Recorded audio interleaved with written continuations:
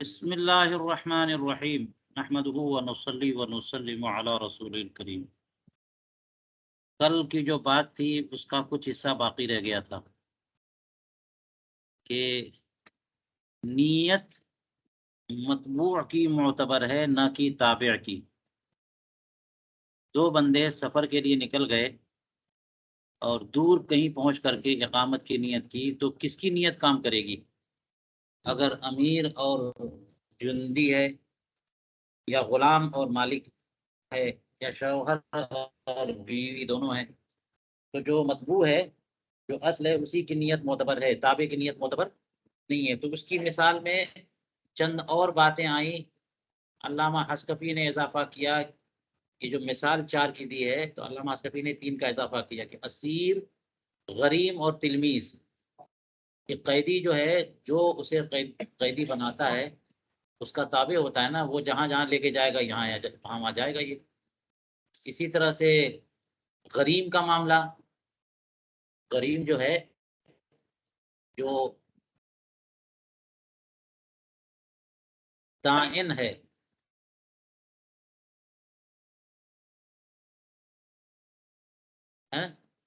جو مدیون ہے، تو دائن جو ہے اس کو پکڑ لیتا ہے، اس کا ملازم ہو جاتا ہے، چھوڑتا ہی نہیں اس کو، اس کے حساب سے تو اس کی نیت کا اعتبار ہوگا۔ اور اسی طرح سے تلمیذ اور شیخ ساتھ میں ہیں، تو شیخ کی نیت کا اعتبار ہوگا نہ کہ تلمیذ کی نیت کا اعتبار، کیونکہ تلمیذ شیخ کے ساتھ ہوگا، شیخ کو چھوڑیں گے نہیں۔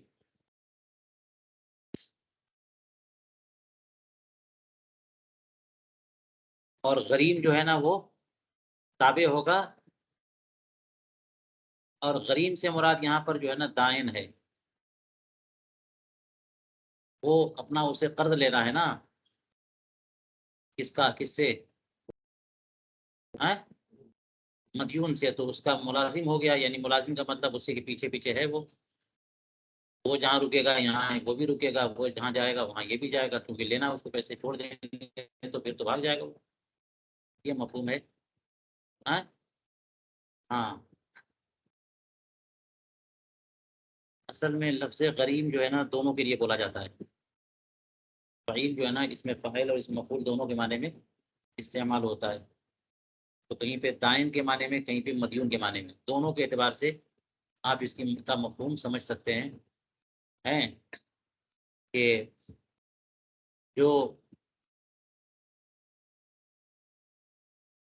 دائن ہے، قرض دینے والا، وہ تابع ہو گیا ہے مدیون کا، کیونکہ اس سے اس کو پیسے لینے ہیں۔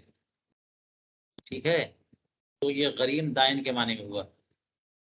اور اگر جو ہے نا بات یہ ہے کہ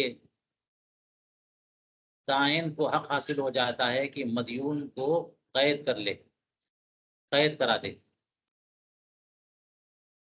جبکہ مدیون صاحب استطاعت ہو اور پھر بھی ٹال مٹول کر رہا ہے پیسہ دینے میں، دائن مدیون کو قید کرا سکتا ہے کب؟ ٹال مٹول کر، اگر وہ تو پھر قرآن نے فرمایا نا کہ اس کو انذار واجب ہے، مہلت دینی چاہیے، قید نہیں کرا سکتے، اس کو حکم دیا جائے گا کماؤ لا کے دو۔ لیکن قید کب کریں گے؟ صاحب استطاعت ہو اور پھر بھی وہ نہیں دے رہا ہے، تو قید کرائیں گے۔ تو اب قید جب کر دیں گے تو قیدی ہو گیا نا وہ، تو تابع ہو گیا، بات سمجھ میں آئے؟ وہ تابع ہو گیا، اور جس نے قید کرائے یہ مطلوب ہے، تو اس کی نیت کا اعتبار ہوگا۔ بہرحال اسی اعتبار سے اس کی وضاحت سمجھ لینی چاہیے۔ مع زوج و مولا و امیر و مستاجر، لف و نشر مرتب ہے، تو یہ اسیر اور غریم اور تلمیذ، یہ 3 کا اضافہ کیا ہے کنہوں نے؟ صاحب در مختار نے، غریم اور تلمیذ۔ اسی پر ہم نے درس روک دیا تھا، قول ہو و غریم اے موسر، یہ ہو گیا غریم کا معنی ہے، موسر نہیں ہے، موسر کی قید بڑھائیے اس میں، غریم سے وہ غریم مراد ہے جو کہ خوشحال ہو. تو اس کا مطلب یہ ہو گیا نا کہ مدیون ہے جو مقروض ہے. تو غریم یہاں کس معنی میں؟ ہاں ہاں مقروض، جس نے قرض لیا ہوا، جس کے اوپر کسی کا قرض ہے، وہ خوشحال ہے خوشحال، پیسے ہیں اس کے پاس پھر بھی نہیں دے رہا. غریم موسر.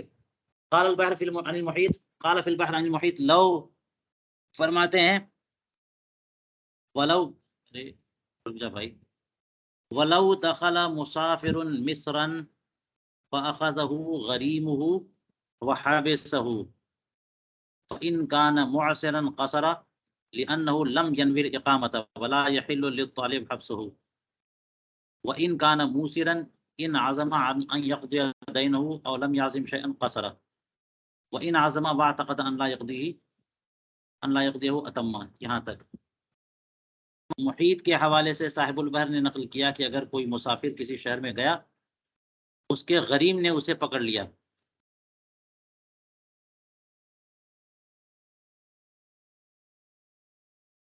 اور اسے قید کر دیا. ٹھیک ہے، یہاں میں جب آیا تو میں پریشان کہ غریم کیوں پکڑے گا اس کو. تو اس کو دیکھیں،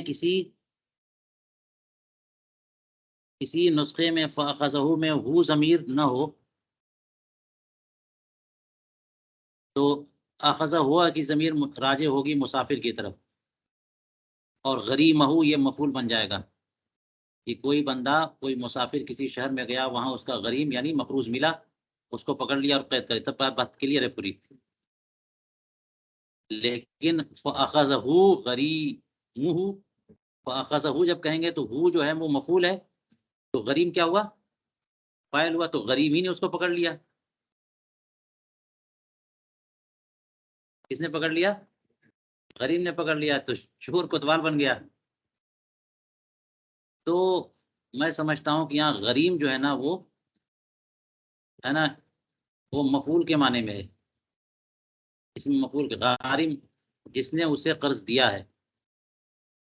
لفظ غریم جیسے فعیل ہوتا ہے، فاعل کے معنی میں بھی اور مفعول کے معنی میں. یہ ایک حل نکلا مجھے یہ. تو اس کے قارض اور دائن نے اسے پکڑ لیا اور اسے کیا کر دیا؟ قید کر دیا. تو وہ تو داخل ہوا تھا سفر میں مسافر کی حیثیت سے ایک شہر میں، اس کے دائن نے اسے پکڑ لیا اور اسے قید کر دیا. فَإِن كَانَ مُعْسِرًا، اب اگر یہ جو مقروض ہے، جو قید میں آ گیا ہے، اگر یہ تنگ دست ہے تو قصر کرے گا، کیونکہ یہ تو تابع ہو گیا نا، اور یہ دے بھی نہیں سکتا ہے کہ اس چھٹکارا پالے. تنگ دست ہے، پیسے نہیں ہیں اس کے پاس، اور اس نے کیا کیا؟ قید کر دیا. تو مکمل طور پر کیا ہو گیا؟ یہ تابع ہو گیا کہ نہیں ہو گیا؟ پیسہ دے بھی نہیں سکتا، تنگ دست ہے، یہ پیسہ نہیں دے سکتا. تو جب تک وہ رکھے گا رہنا پڑے گا اس کو، کچھ نہیں کر، کوئی چارہ کار نہیں. تو کہتے ہیں قصرہ، اس لیے فَإِن كَانَ مُعْسِرًا قَصَرَ. تو وہ تو مسافر کی حیثیت سے مصر میں آیا نا، تو اقامت کی نیت چلے گی. وہ تو تنگ دست ہے. لِأَنَّهُ لَمْ يَنْوِ الْإِقَامَةَ، کیونکہ وہ تو مسافر بن کر کے یہاں پہ آیا اور رہنے کا کوئی ارادہ تھا نہیں. وَلَا يَحِلُّ لِلطَّالِبِ حَبْسَهُ، اور طالب کو اس کا قید کر لینا حلال نہیں تھا، اور اس نے قید کر لیا ہے. غریم جو طالب ہے، پیسے کا طالب ہے، اس نے کیا کر لیا؟ قید کر لیا. اس کو جائز نہیں تھا کیونکہ یہ تو معسر تھا. کس کو قید کر سکتے آپ؟ جو ہاں ہاں، جو مدیون ہو اور پیسے بھی اس کے پاس ہیں، اور وہ پیسے ادا نہیں کر رہا ہے، ٹال مٹول کے لیے ٹال مٹول کر رہا ہے، تو اس لیے یہ قصر کرے گا، یہ اتمام نہیں کرے گا.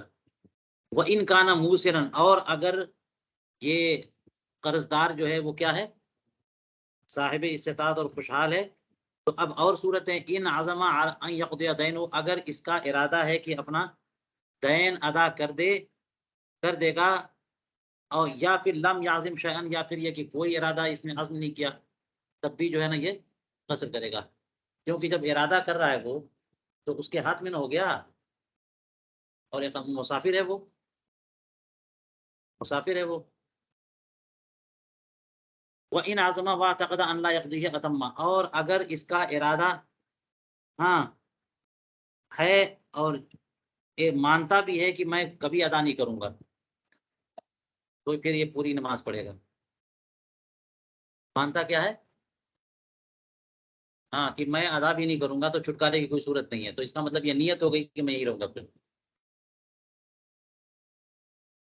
وہ یہ عقیدہ بھی رکھ رہا ہے، یہ مانتا ہے کہ میرے اوپر ہے نہیں، میں نہیں دوں گا، اور ارادہ بھی یہ نہیں دوں گا، اور یہ بھی کہ میرے پاس نہیں ہے، میرے اوپر یہ قرض نہیں ہے، وغیرہ وغیرہ جو بھی بات ہے۔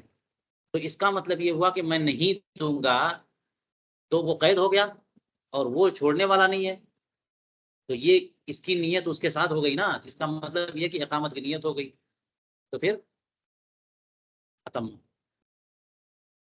یہ ہو گئی عبارت جو ہے نا البحر الرائق کی محیط سے نقل کرتے ہوئے۔ وقوله ان عزم ان يقضي، اگر ارادہ یہ ہے کہ اپنا دین ادا کرے، ہاں تو اس کی شرح میں فرماتے ہیں آئے قبل 15 یومن، وہ ارادہ یہ کر رہا ہے، عزم اس بات کا کر رہا ہے کہ وہ اپنا قرض ادا کر دے گا، یعنی 15 دن کے اندر اندر، تب نہ وہ مقیم نہیں مانا جائے گا۔ اگر پیسے ہیں اور وہ یہ پختہ ارادہ کر رہا ہے کہ میں دے دوں گا 20 دن کے بعد دوں گا، تو پھر ہو گئی نیت اس کی اقامت کی۔ اگر وہ ارادہ کر رہا میں دے دوں گا تو پھر قصر کرے گا، یعنی 10 دن کے اندر اندر دے دوں گا تو میں چھوٹ جاؤں گا۔ کما فی الفتح، چلیے یہ معاملہ غریم کا تھا۔ اسی طرح سے تلمیذ کی بات لے لیجیے، تلمیذ بھی کیا ہوتا ہے؟ ہاں شیخ کے تابع ہوتا ہے، سچا تلمیذ ہو، ہے نا، کہ شیخ کا ملازم، یعنی سائے کی طرح ساتھ رہنے والا، کہ میں تو آپ کا در نہیں چھوڑنے والا ہوں، آپ کے دامن سے ہی وابستہ رہوں گا، ایسا تلمیذ۔ فرماتے ہیں کہ ای عیسیٰ کا نا یرتزق من استاذ ہی، یہ بھی قید یہاں ملحوظ ہے، ورنہ کون جو ہے نا وہ کسی کے ساتھ رہے گا جب اس کو کھانے کو نہیں ملے گا، تو اس کو کمانا پڑے گا، حاصل کرنا پڑے گا اپنا کھانا پینا، جانا پڑے گا، رہنا پڑے گا کہیں اور۔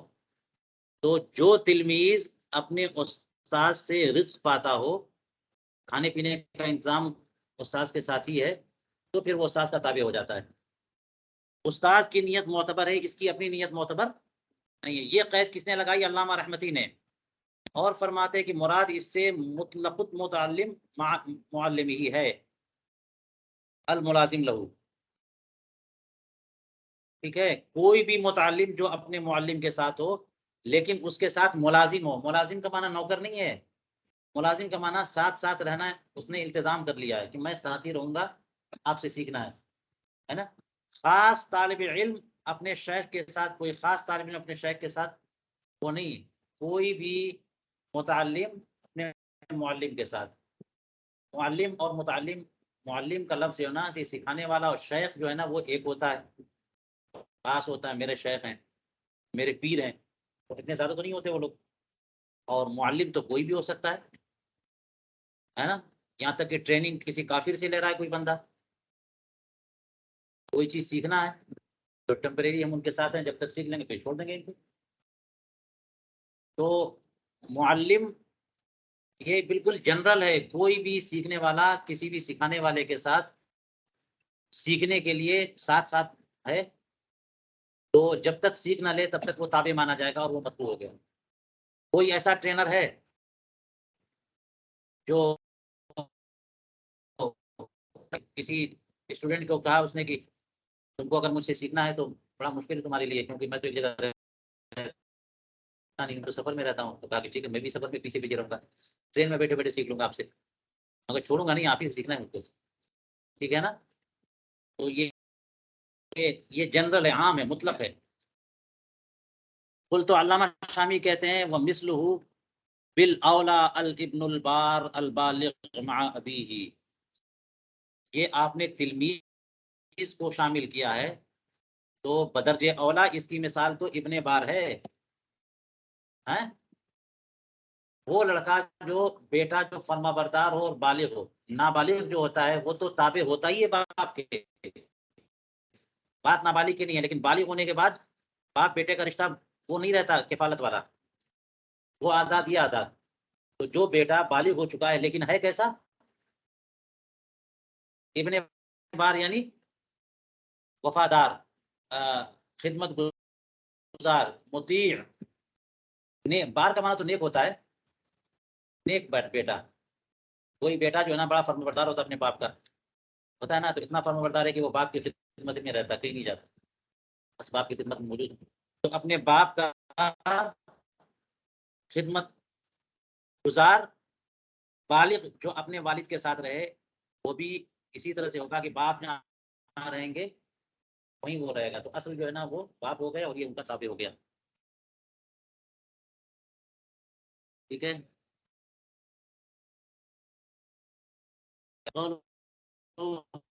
وہ مستاجر، اجیر کے بعد نا اجیر تابع ہے، اور وہاں بتا دیا تھا کہ اجیر سے مراد وہ جو سالانہ تنخواہ لیتا ہو یا ماہواری تنخواہ لیتا ہو، ماہانہ۔ روز والی تنخواہ والا تو وہ تو اجیر ایسا نہیں ہے، وہ تو شام میں اس کی جو ہے نا وہ ایگریمنٹ ختم ہو جاتا ہے، کل کو آئے نہ آئے۔ تو کہتے ہیں کہ اجیر مستاجر کے ساتھ ہوگا تو تابع ہوگا، مستاجر کی نیت کا اعتبار ہوگا۔ تانا علی الشارع ان یقول، شارع کو اس کے بعد یہ بھی تو کہنا چاہیے تھا کہ آصر و دائن و استاذ۔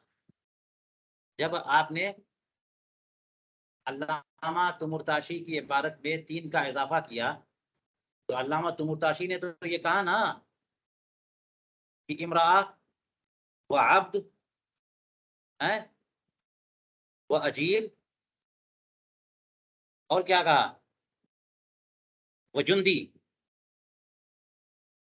اور سب کے لیے لفظ و نشر مرتب کے طور پہ لے کے آئے، زوج امرأہ کے لیے، اور عبد کے لیے مولا، اور جندی کے لیے امیر، اور اجیر کے لیے ساتھ ہوں۔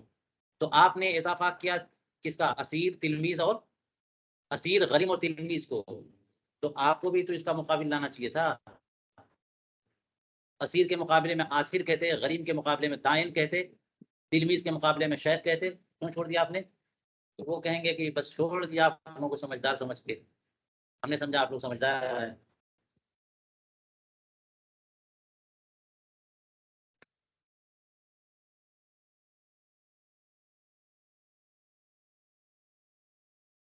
یہ حلبیہ کا اضافہ ہے۔ اور قل تو علامہ شامی نہیں، علامہ حسکفی کہتے ہیں، قل تو کہہ کر کے یہ پوری گفتگو کا خلاصہ بیان کیا ہے۔ ابھی جو بات کی ہے نا کہ اصل کی نیت کا اعتبار ہے، مطبوع کی تابع کی نیت کا اعتبار نہیں ہے، تو انہوں نے کہا تھا، دیکھیے در مختار میں، وقید المعیت ملاحظ فی تحقیق التبعیت مع ملاحظت شرط آخر محقق لذالک۔ تو یہ جو 4 لوگوں کا بیان ہے، یا کوئی بھی تابع مطبوع کے ساتھ، اس میں معیت کا اعتبار ہے، یہ نہیں کہ وہ اپنے گھر، یہ اپنے گھر تب بھی جو ہے نا تابع مطبوع ہو جائیں گے، وہ تابع مطبوع کے ساتھ ساتھ ہو، معیت کی شے کی قید معتبر ہے۔ تحقق تبعیت میں معیت کی قید کا معتبر ہے، مراعا اور ملاحظ ہے، اس کا لحاظ کیا جائے گا، اور ایک اور شرط کا لحاظ کیا جائے گا جو اس تبعیت کو ہے نا ثابت کرنے والی ہے، اور وہ کیا ہے، ارتزاق، یعنی کھانے کو بھی تو ملے، ہم آپ کے کرم کے امیدوار ہیں مگر کھانا ملتا ہی نہیں ہے، تو روزانہ تو 2-4 گھنٹے پہ بھوک لگ جاتی ہے، تو یہ بھی معتبر ہے۔ اسی لیے کئی جگہ کہا کہ جندی کو امیر سے یا بیت المال سے رزق ملے، یا تلمیذ کے بارے میں کہا کہ وہ شیخ سے اپنے کھانا ملے اس کو، ٹھیک ہے۔ تو ارتزاق کا بھی اعتبار ہے جندی کے مسئلے میں، اور عورت والے مسئلے میں مہر کی ادائیگی کا بھی اعتبار ہے، اور غلام کے مسئلے میں عدم کتابت کا بھی اعتبار ہے کہ مکاتب نہ ہو، مکاتب ہو گیا تو وہ نہیں ہے تابع۔ فرماتے ہیں وَبِهِ بانا جواب حادثتی جزیرت کرید سنۃ 80 و1000، 1080 ہجری میں ایک مسئلہ پیدا ہو گیا تھا، کرید نام کا کوئی جزیرہ ہے، وہاں کوئی حادثہ ہوا، تو اس کا جواب اسی سے حاصل ہو گیا، وہاں کے مسئلے کا۔ تو وہ حادثہ کیا تھا؟ اب دیکھیے علامہ شامی کیا کہہ رہے ہیں، فرماتے ہیں قلتو، علامہ حسکفی نے قلتو جو کہا ہے تلخیص لحاصل ما تقدم لیبنى علیہ حکم الحادثہ. یہ علامہ حسکفی نے گزشتہ جو کچھ ابھی بحث گزری ہے تابع اور مطبوع کے حوالے سے، اس کے حاصل کا خلاصہ بیان کیا تاکہ اس پر مدار رکھا جا سکے اگلے حکم کا. آگے جو حکم حادثہ جو فلاں جزیرے کا جو معاملہ تھا اس کا حکم اسی پر بیان کر سکے. تو وہ کیا ہے؟ کہتے ہیں کہ وبہی بانا جواب و حادثت جزیرت کرید بکسر الکاف المعجمہ، جو کاف اور عربیہ اور جیم کے درمیان متوسط ہے. عربیہ کرید اور جرید کے درمیان کچھ ہوگا. وہ حادثہ ہوا کیا تھا؟ واقعہ کیا؟ تفرق الجیش لما صار علیہم من الغلبہ والہزیمہ حتی تشتتوا فی کل جانب وفاتت فصار کل مستقلا بنفسی وزالت تبعیت. یہ حادثہ ہوا تھا. کوئی جزیرہ ہے جس کا واقعہ، جس کا نام بتایا انہوں نے. تو وہاں پر کیا ہوا کہ جو مسلمانوں کا لشکر پہنچا وہاں پہ، وہ شکست اسے ہو گئی اور مغلوب ہو گیا وہ.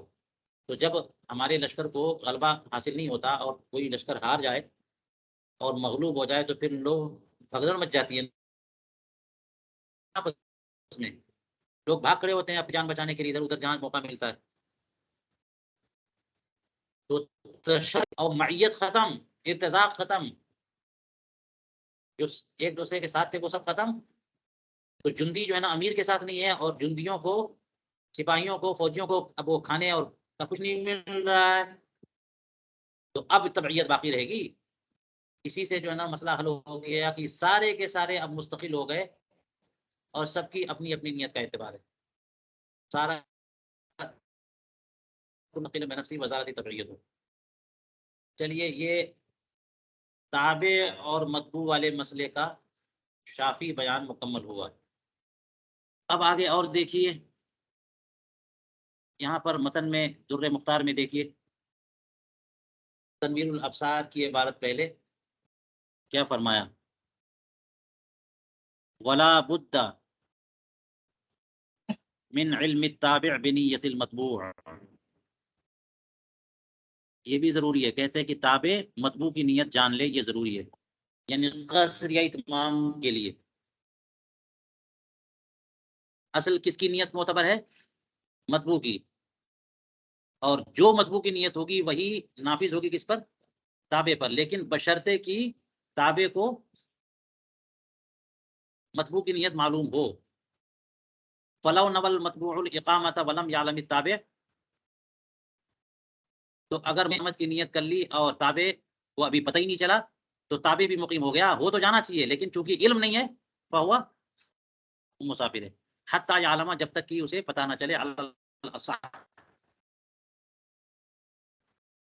جب اصح کہہ دیا تو اس کا مطلب یہ ہوا کہ ایک قول اور ہے. وہ کیا ہے؟ وہ کیا قول ہے؟ وہ مقیم ہو جائے گا، کیونکہ اصلاً یہ بتایا کہ مطبوع کی نیت کا اعتبار ہے اور اسی کی نیت نافذ ہوگی کس پر؟ تابع پر. تو تابع مطبوع کے ساتھ چلا جا رہا تھا، مطبوع نے اقامت کی نیت کر لی تو تابع بھی مقیم ہو گیا نا. وہ اصل ہے اور یہ تابع پتہ چلے یا نہ چلے. لیکن اصح کیا ہے کہ ہاں اس کی نیت کا اعتبار ہے، لیکن کب؟ جب اسے معلوم ہو جائے. اگر معلوم نہیں ہے تو وہ مسافر تھا تو مسافر ہی رہے گا. اصح یہ ہے.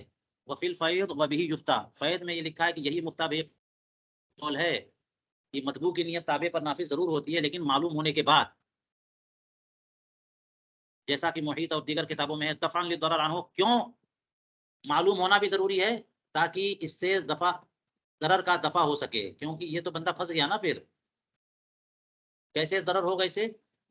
اس لیے کہ ہم جو ہے نا وہ سفر کی حالت میں ہمارے پاس آپشن نہیں ہے کہ ہم چاہے تو اتمام کریں چاہے تو قصر کریں.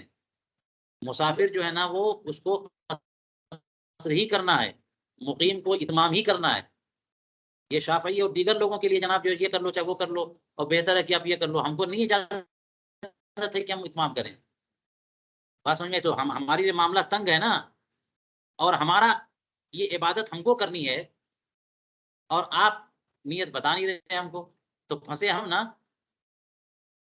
اگر ہم جو ہے وہ مسافر والی نماز پڑھیں اور آپ مقیم بنا چکے ہو ہم کو، تو ہماری نماز نہیں ہوگی پھر، ہم 4 کے بجائے 2 پڑھ رہے ہیں.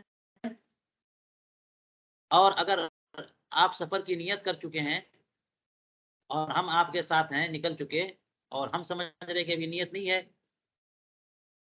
ٹھیک ہے، تو ہم 4 پڑھیں گے اور پڑھنی چاہیے تھی 2، تو وہ بھی عزیمت کے خلاف اور حکم کے خلاف ہے، کیونکہ بندہ جو ہے نا وہ 2 اس پر لازم ہے. یہ نہیں ہے کہ وہ جناب اس کو اختیار ہو کہ وہ 4 پڑھ سکے. تو اس لیے ہر اعتبار سے ان پر یہ بندہ مشقت میں پڑا. تو دفع ضرر کے لیے یہ قید بھی لگائیے کہ تابع کو مطبوع کی نیت کا علم ہو جائے، تب جا کر اس کی نیت معتبر ہوگی، نافذ ہوگی. فما فی الخلاصہ،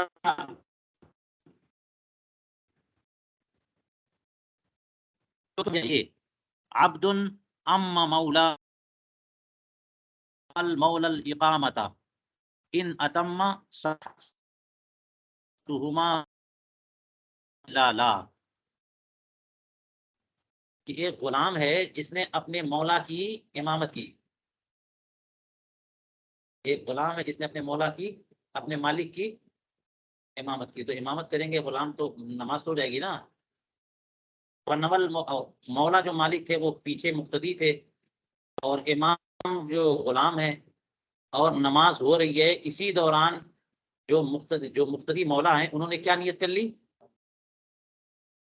امامت کی نیت کر لی. تو یہ نیت وہ نافذ ہو جائے گی نا اس پہ. کس پہ؟ مولا نے نیت کی تو غلام پر بھی نافذ ہو جائے گی. غلام جو ہے وہ امام ہے. تو اب یہ لکھا ہے مسئلہ کہ ان اتم صحت صلاتہما، اگر وہ غلام پوری 4 رکعت نماز پڑھیں گے تو دونوں کی نماز ہو جائے گی، کیونکہ فرض بدل گیا. تو ان کو 4 ہو گئی تو اس کی بھی 4 ہو گئی. تو 4 پڑھیں گے تو دونوں کی نماز. وہ اتمام نہ کریں تو لا، تو کسی کی نماز نہیں. کیوں نہیں ہوگی؟ اس لیے کہ 4 فرض تھی، انہوں نے 2 پڑھی، سلام پھیر دیا ہے نا. 2 پہ سلام پھیر دیا تو ان کی نہیں ہوئی. ٹھیک ہے. اور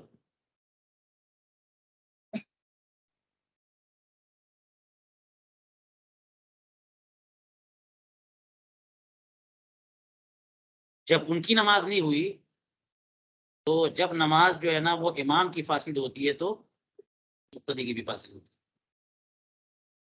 بات سمجھ میں آ گئی؟ یہ ایک مسئلہ جو بیان کیا ہے، کہتے ہیں مبنی علی خلاف الاصح. یہ مسئلہ صحیح نہیں ہے، یہ خلاف اصح پر مبنی ہے. ایک قول ہے، ایک روایت ہے، اس پر مبنی ہے کہ مطبوع کی نیت تابع پر نافذ ہے، چاہے جو ہو، چاہے علم ہو چاہے نہ ہو، اس پر مبنی ہے. اور یہاں صحیح قول کیا ہے کہ مطبوع کی نیت تابع پر نافذ ضرور ہے، لیکن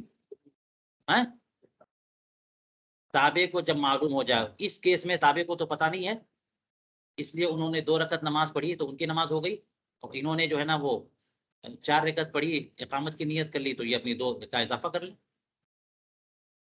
ملحق ہو کر کے، مسبوق ہو کر کے،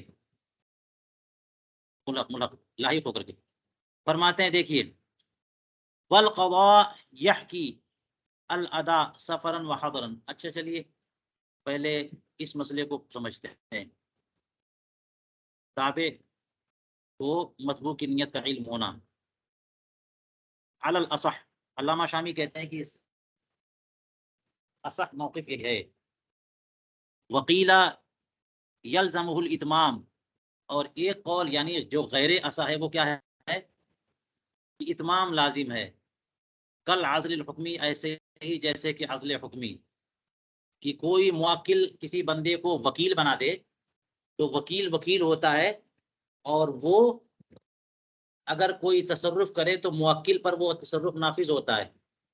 لیکن جیسے عزل حقیقی اور ظاہری کی زبان سے کہہ دے کہ اب میں نے تمہاری توکیل ختم کی، تو توکیل ختم ہو جاتی ہے. تو عزل حکمی سے بھی توکیل ختم ہوتی ہے. وہ یہ کہ موکل مر گیا، موکل کی موت ہو گئی تو اصل حکم یہ ہے کہ جب جس نے وکیل بنایا تھا اسی کا خاتمہ ہو گیا، اسی کا انتقال ہو گیا، تو اب وکیل کیا ہو گیا؟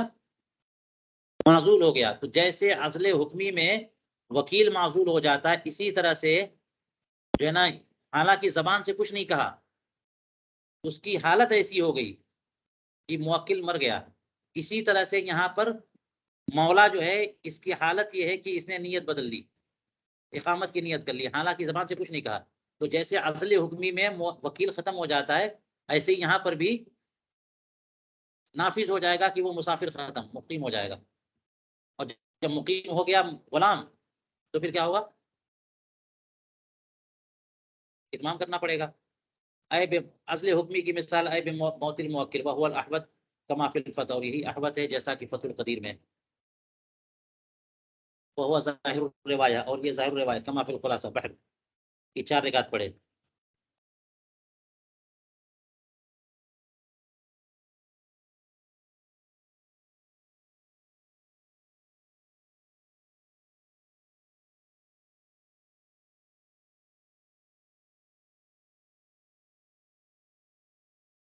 دفعا للضرر عنه لانه مامور بالقصر منهي عن الاتمام۔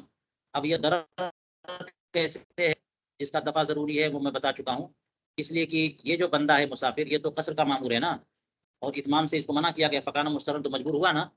فلو سارا فرض و ارمان باقامت الاصل، تو اگر اس کی نیت نہیں ہے، اصل کی نیت ہے اقامت کی، اس کی نیت کی وجہ سے اس کا بھی فرض 4 ہو جائے بلا علمی، اور اسے پتہ بھی نہ چلے، تو لحقہ ضرر عظیم ہے، اسے بڑا ضرر ہوگا کہ نہیں ہوگا؟ دنیاوی ضرر نہیں، اخروی ضرر، من جہت غیری، کسی اور کی طرف سے، بکل وجہ، تمام وجوہ سے، یعنی اس کو گویا کہ سے بچنے کی کوئی صورت ہی نہیں ہے۔ اور ضرر عظیم جو ہے مدفوع ہے شرعاً، برخلاف وکیل والا جو مسئلہ آپ نے پیش کیا، عزل حکمی والا، تو وہاں تو ضرر عظیم نہیں ہے من کل الوجوہ، دیکھ لیجئے، بخلاف الوکیل فإن له ان لا يبيع، کیونکہ اس کو تو یہ حق حاصل ہے کہ وہ نہ بیچے، فیمکن ہو دفع ضرر بالامتناع، تو دفع ضرر اس کے لیے ممکن ہے امتناع سے، کہ وہ بیچنے سے باز آ جائے۔ زید نے کسی کو وکیل بنایا تھا کہ یہ مال میرا بیچ دو یا یہ مال خرید دو، ہے نا، تو کیا وکیل بنا دینے سے وکیل کے اوپر لازم ہو جاتا ہے کہ وہ کام کرے؟ وہ تو تبرع ہے نا، یہ مال بیچ دو، یہ مال خرید لاؤ، تو وہ تبرع کر رہا ہے، وہ جو بھی کرے گا، خریدے گا بیچے گا، یہ موکل پر نافذ ہوگا، تو وہ اس کو حق ہے نا کہ وہ نہ کرے۔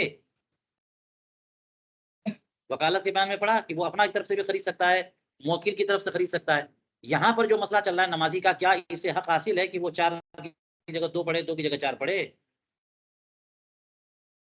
وہاں بچنے کی صورت ہے، یہاں بچنے کی صورت نہیں ہے۔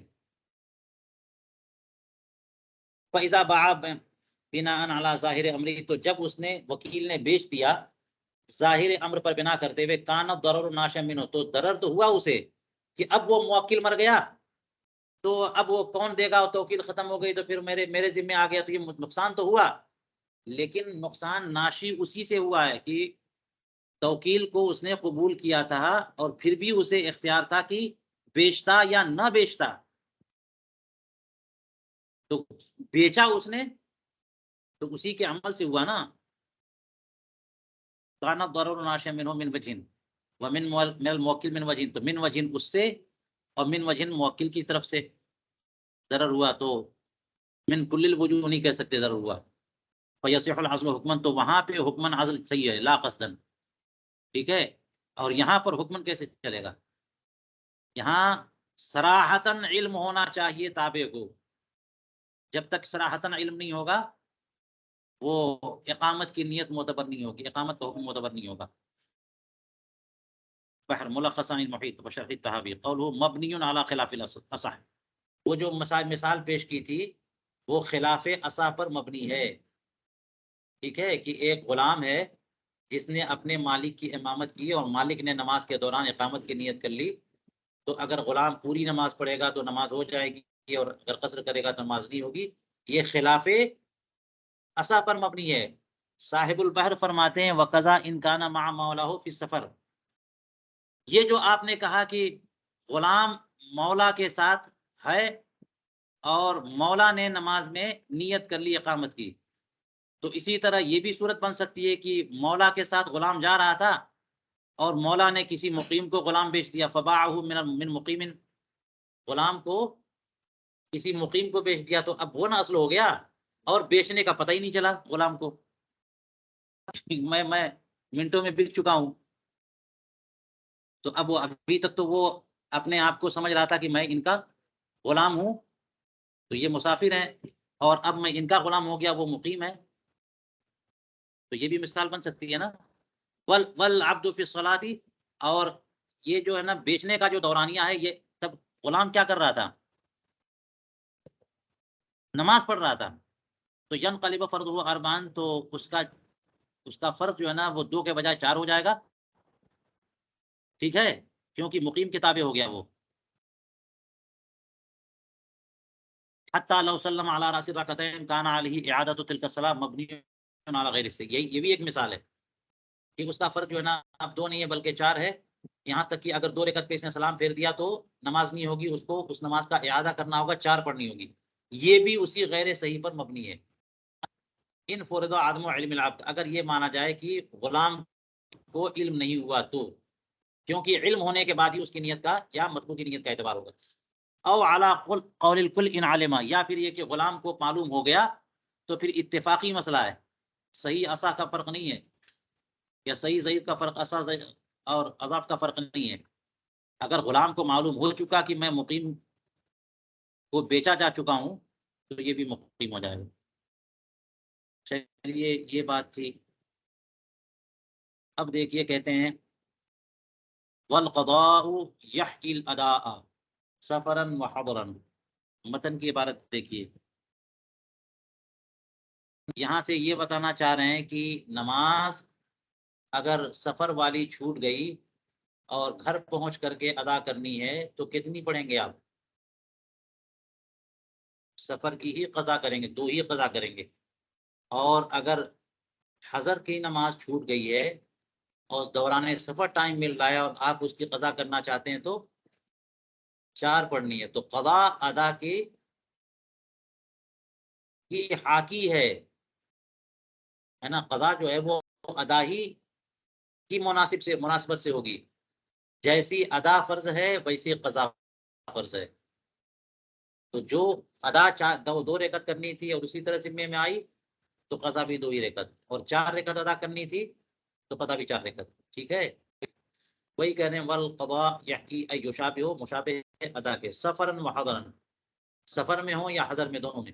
لأنه بعد ما تقرر لا يتغیر، کیونکہ جب نماز متقرر ہو چکی 2 کے طور پر یا 4 کے طور پر، اب تبدیلی نہیں ہو سکتی. ہاں غیر ان المریض یقضی فائدۃ الصحۃ فی مرضی بما قدر، یہ ایک استثناء ہے کہ اس میں لگتا ہے کہ قضا ادا کے مشابہ نہیں ہے. تو اسی کو کہہ رہے ہیں کہ ہاں یہ ہے کہ مریض جو ہے وہ صحت کے دوران جو نمازیں فوت ہو گئی تھیں اس کی قضا کرے گا، تو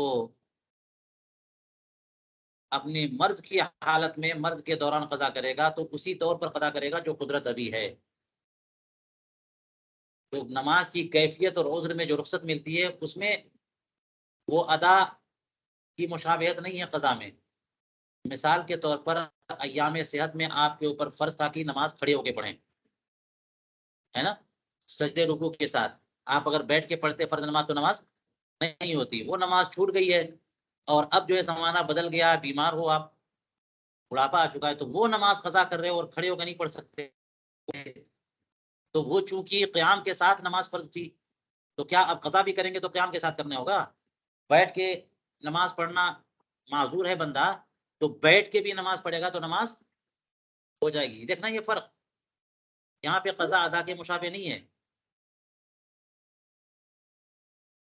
تو اسی لیے فرمایا کہ یہ استثناء اور یہ الگ مسئلہ ہے کہ مریض جو ہے صحت کے ایام میں جو نمازیں فوت ہو گئی تھیں ان کی قضا اگر ایام مرد میں کرے گا تو جتنی قدرت ابھی ہے ویسی کرے گا. یہی معاملہ الٹ لیجیے آپ کہ ایام مرد میں اس کی کچھ نمازیں قضا ہو گئی تھیں اور اس وقت وقت وہ بیٹھ کے پڑھتا تھا، اور اب ماشاءاللہ صحت ہو گئی ہے اس کو، تو کیا اب بھی بیٹھ کے قضا کرے گا؟ ٹھیک ہے، ایسا نہیں ہے، کھڑے ہو کے کرے گا۔ فروع، چلیے آگے پڑھتے ہیں، پہلے اس قدر کا حاشیہ دیکھتے ہیں۔ فرمایا علامہ شامی نے والقضاء، فرمایا المناسب ذکر حاصل مسئلہ مقولی، علامہ حسکفی نے یہ مسئلہ یہاں ذکر کر دیا، ان کو تو چاہیے تھا وہاں ذکر کرتے، کہاں؟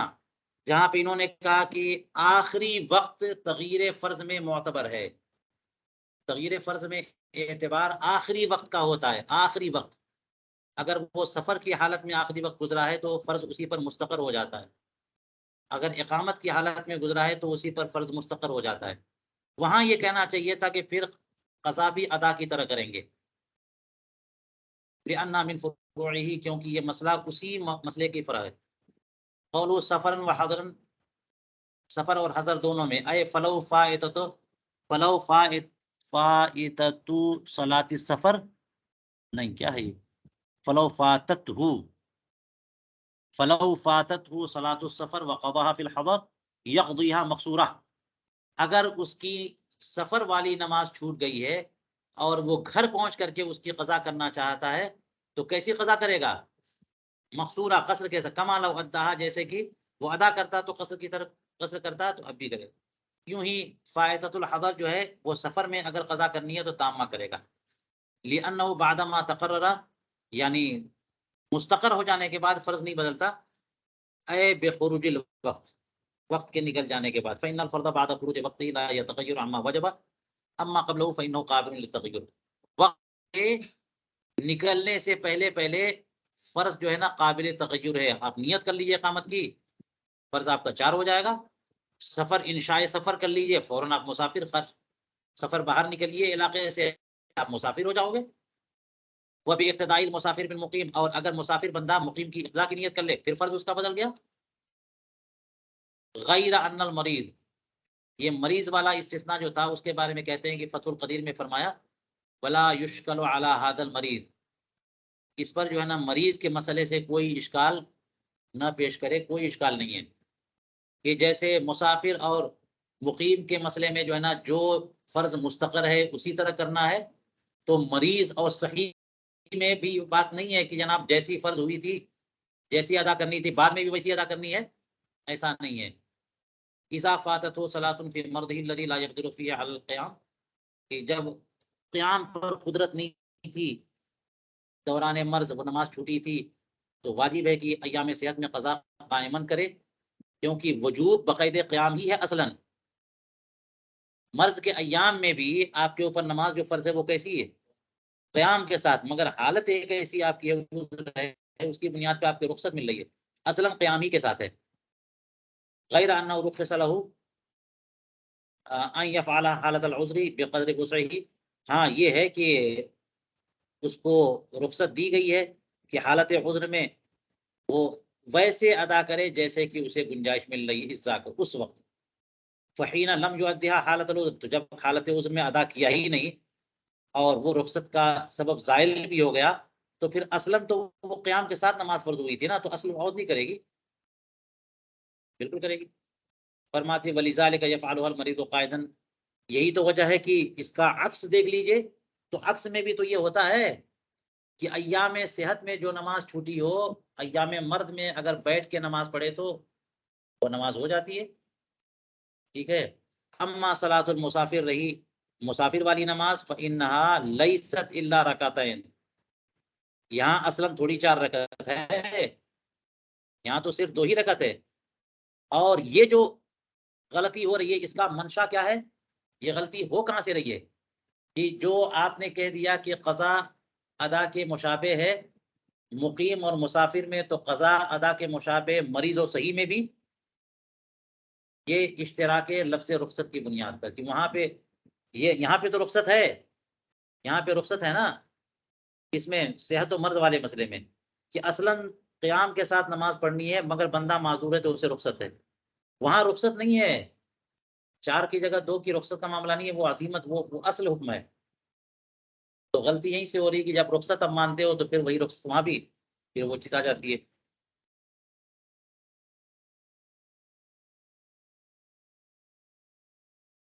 چلیے اب یہاں پر میں نے بتایا تھا کہ علامہ علاء الدین حصکفی کا طریقہ کار ہے کہ جب پوری گفتگو اور بحث ختم ہو جاتی ہے تو کچھ اضافی کچھ مزید مسائل رہ جاتے ہیں تو ان مسائل کو بھی فروع کہہ کر کے وہ بیان کرتے ہیں.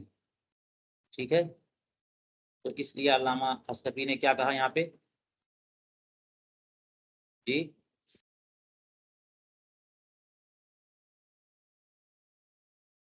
فروع، اور فروع میں ایک مسئلہ یہ بیان کیا سافر السلطان و قصرا، سلطان سفر کرے گا تو وہ بھی قصر کرے گا.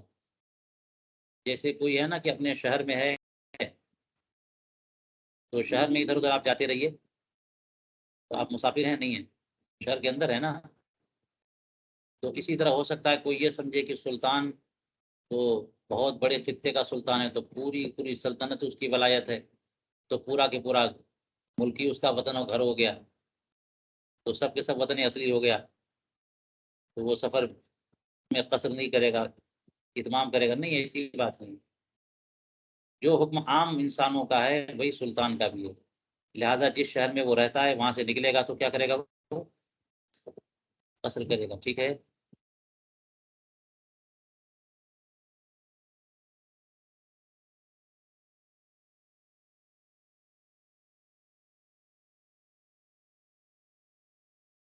تو یہ مسئلہ ہو گیا. اور اصل میں یہ بات جو ہے نا وہ کچھ لوگوں نے بیان کی کہ سلطان جب ولایت میں سفر کرے گا تو اتمام کرے گا. سلطان جب اپنے قلمرو میں اپنی دارالحکومت یا جہاں جہاں اس کی حکومت ہے وہاں پہ سفر کرے گا تو کیا کرے گا، اتمام کرے گا. تو اس وجہ سے یہ مسئلہ پریشان کن ہوا. تو اس کی وجہ انہوں نے بیان فرمائی ہے کہ بات یہ نہیں ہے، بات یہ ہے کہ ایک جزیہ ہے کہ سلطان جب رعیت کی نگرانی کے لیے نکلے گا اپنی ولایت میں تو اتمام کرے گا، چاہے وہ پورا ملک گھمائے. ٹھیک ہے نا، جیسے کہ آپ نے یہ مسئلہ بڑا مشہور ہے، نور الہدا سے لے کر یہ مسئلہ چل رہا ہے، ہر جگہ آپ نے پڑھا کہ کوئی بندہ تھوڑی تھوڑی دور پر جائے، مسافت سفر سے کم پر جائے، 50-50 کلومیٹر پہ جا رہا ہے، اور پھر وہاں سے 50 کلومیٹر، پھر وہاں سے، اور ٹارگیٹ شروع سے یہی بنایا ہے. ایک ساتھ جو ہے نا وہ منزل اس نے 100-200 کلومیٹر کی بنائی نہیں، 10-10 20-20 کلومیٹر کا، اور پوری دنیا گھمایا. تو پھر کیا کرے گا وہ، مقیم ہی رہے گا، مسافر نہیں ہو پائے گا. تو اسی طرح رعیت کے بارے میں، اور ابھی آپ نے پوری بحث پڑھی ہے کہ جس کی حالت جس کی نیت کے منافی ہو، ہے نا. جیسے بھاگنے والے کی مثال پڑھی آپ نے، بچنے والے کی مثال پڑھی ہے، محاصرہ کرنے والے کی مثال پڑھی، اس کی نیت معتبر نہیں ہے کیونکہ وہ تو اس مقصد کے لیے، تو وہ تو واپس آئے گا، کام ہو جائے گا. تو اسی طرح سلطان اسلام، سلطان جو ہے نا وہ اگر رعیت کی نگرانی کے لیے نکلا ہے تو وہ اتمام کرے گا، اگرچہ وہ ہوتے ہوتے نگرانی کرتے کرتے کہیں بھی چلا جائے. اس لیے کہ مقصد نگرانی ہے، مقصد سفر نہیں ہے. 200-400 کلومیٹر جانا نہیں ہے، لیکن اسی میں 200-400 کلومیٹر نکل گیا وہ، تو مقصد نگرانی ہے. نگرانی کرتے کرتے کرتے کرتے پورے ہر علاقے دیکھتے جا رہا ہے وہ. تو جب نگرانی مقصد ہے تو اس کا مطلب یہ ہوا کہ وہ نگرانی ہو جائے گی تو آ جائے گا، تو وہ قصر نہیں کرے گا، اتمام کرے گا. لیکن اگر وہ سفر کرے گا تو قصر کرے گا. اسی لیے انہوں نے کہا اے اذا نوس سفرا یسیر مسافرا ویقصر، جب وہ سفر کی نیت کرے گا تو مسافر ہو جائے گا اور قصر کرے گا. قال فی شرح المنیا قیل هذا اذا لم يكن في ولایتی، ایک قول یہ ہے کہ یہ تب ہے جبکہ وہ اپنی ولایت میں نہ ہو. اما اذا طاف فی ولایتی فلا یقصر، اور اپنی ولایت میں جب طواف کرے یعنی گھومے پھرے تو قصر نہیں کرے گا. ٹھیک ہے، یہ وہ والا مسئلہ بتایا جو میں نے بھی بتایا کہ ولایت میں گھوم رہا ہے تو اس کا مطلب یہ نکال لیا کہ جناب اپنے ملک کے علاوہ کسی اور ملک گیا تو سفر کرے، قصر کرے گا، اور اپنی ہی حکومت میں گھوم رہا ہے تو نہیں کرے گا، اتمام کرے گا. تو یہ ایک قول ہے، اصل میں اس کا محمل وہی ہے جو میں نے بتایا. ورنہ ایسی بات نہیں ہے کہ جناب اپنے ملک میں وہ بادشاہ گھومتا رہے گا تو اتمام کرے گا، نہیں. مسافت سفر پہ وہ جائے گا تو وہ بھی قصر کرے گا. والاصح، اور صحیح سے زیادہ بہتر اور صحیح بات یہ ہے کہ لا فرق، کہ ولایت اور غیر ولایت کا کوئی فرق نہیں ہے جناب. وہ اپنی بستی سے، سلطان اپنی بستی سے نکلا اور مسافت سفر کا ارادے سے نکلا، تو مسافر ہے کہ نہیں ہے؟ وہ مسافر ہے. لأن النبی صلی اللہ علیہ وسلم والخلفاء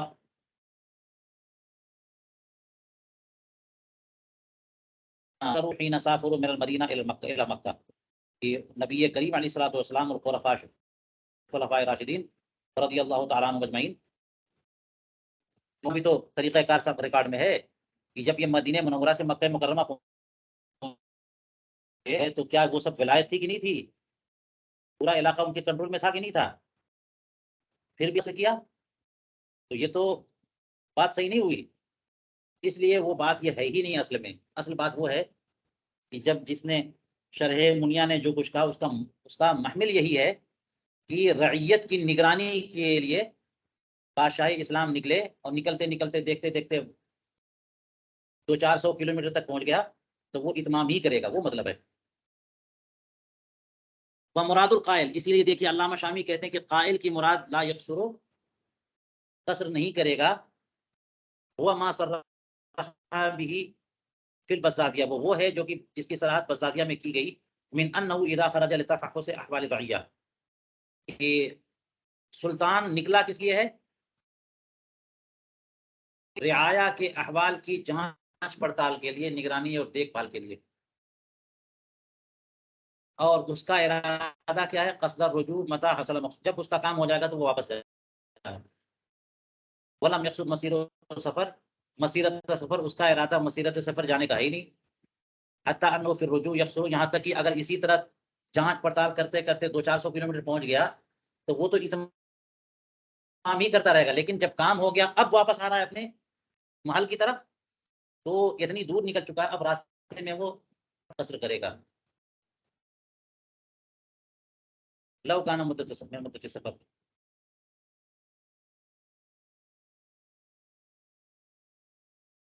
ولا اعتبار لمن علل بان جميع الولایت بمنزلۃ مصری، اور جن لوگوں نے یہ وجہ بتائی ہے اور تعلیل کی ہے کہ پوری ولایت جو ہے نا اس کے مصر اور اس کے شہر کی طرح، یہ سب معتبر نہیں ہے. لأن هذا تعلیل فی مقابلۃ النص، کیونکہ یہ تعلیل جو ہے نا نص کے مقابلے میں، قرآن کریم نے تو مطلق فرمایا نا، وَإِذَا ضَرَبْتُمْ فِي الْأَرْضِ فَلَا جُنَاحَ عَلَيْكُمْ أَن تَقْصُرُوا مِنَ الصَّلَاةِ. اس میں کہاں ولایت اور غیر ولایت کی بات ہے، اور جناب وہ سلطان اور رعیت کی بات ہے، وہ مطلق ہے، سب کو شامل ہے. مع عدم الروایت عن احد من الائمۃ الثلاثہ، حالانکہ ائمہ ثلاثہ میں سے کسی کی سے یہ روایت ہے بھی نہیں، لہٰذا یہ روایت مقبول یا مسموع نہیں ہوگی.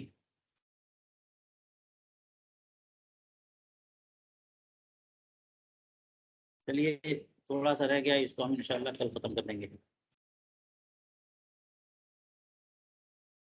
کہاں پہنچے؟